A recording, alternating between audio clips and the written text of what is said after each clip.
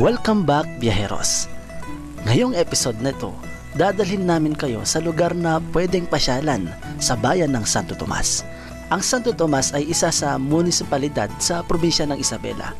Noong 2015, mayroon itong 23,005 population at binubuo ito ng 27 na barangay. Kilala ang lugar na ito na gumagawa ng iba't ibang uri ng kakanin. Kaya naman, minsan sa isang taon nagdaraos ang bayan ng Santo Tomas ng Inatata Festival. Ngayong ika-third episode ng Exploring Isabela, magpipiknik tayo sa Aba habang tinatanaw ang magagandang tanawin dito at mangingisda tayo sa Cagayan River sa Barangay Malabagay.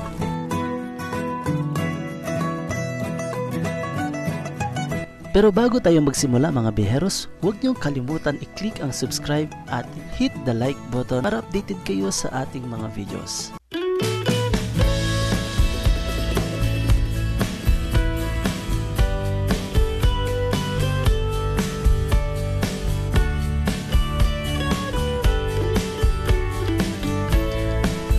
Ang first destination natin biheros ay ang Aba. Malapit ito sa Sitio Lalapang ng Barangay Bagabag. Matatanaw mula rito ang palayan na isa sa mga pangunahing kabuhayan ng mga taga Santo Tomas.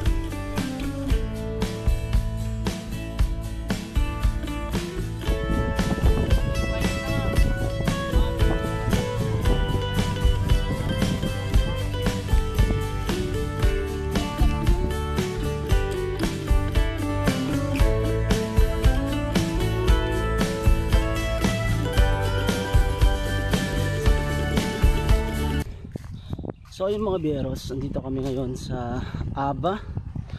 Tawag nila dito Aba. At punta kami maligo sa deep well. At ang nilalakaran ko ngayon ay ang Pilapil. Tawag sa iba nagpilapil. Mula Baleleng, mararating ang Aba mga 10 minuto o maikli pa. Pwedeng gumamit ng motor, 4 wheels, pero mas nakaka-enjoy kung maglalakad kayo pupunta dito.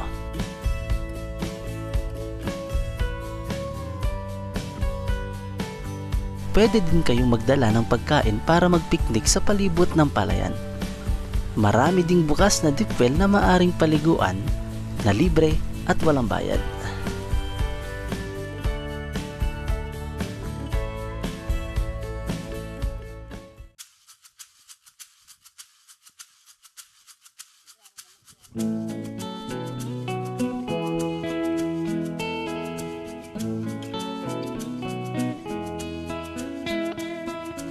Ang next activity at destination natin biyeros ang pinakamahabang ilog sa Pilipinas, ang Cagayan River o tinatawag ding Rio Grande de Cagayan. Meron itong haba na approximately 505 kilometers o 314 miles. Matatagpuan ito sa Cagayan Valley region in the northern eastern part of Luzon Island at mayaman ito sa isda.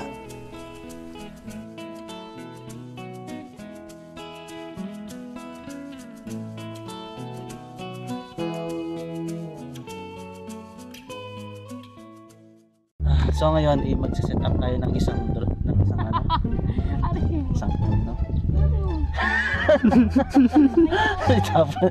Galumag tayo binday.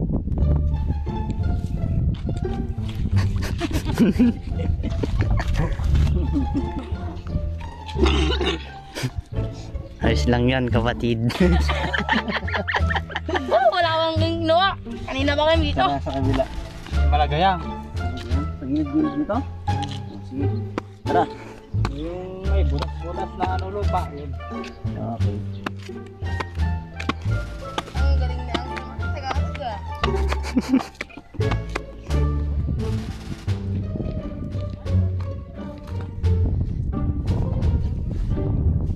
So wala kaming nakuha.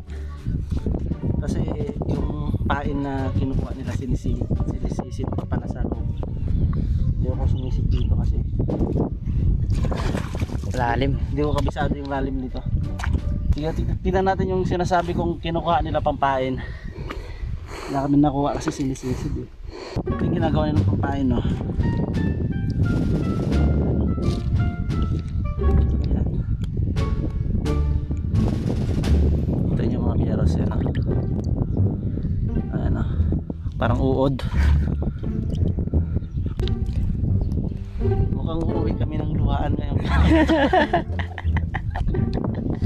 Palpak yung aming gawa. Mukha nang nalugi. Patingin ng mukha ng nalugi. Let's. Sana sa?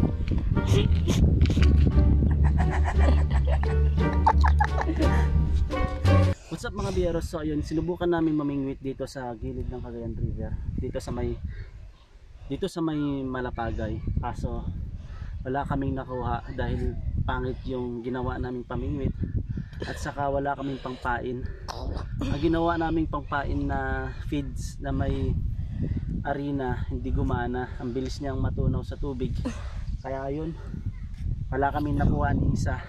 So better luck next time. At least nag-try tayo at natuto tayo. So sa susunod na pupunta namin dito, kukuha kami ng earthworm.